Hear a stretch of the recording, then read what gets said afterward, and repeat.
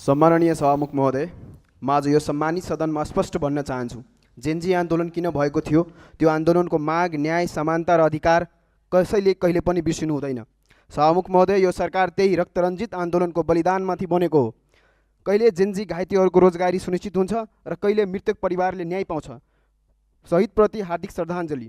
अनि सभामुख महोदय, जुन भूतले कमरेड ओलीलाई छलेको थियो, त्यही भूत आज कमरेड बादललाई पनि छलेको देखिन्छ।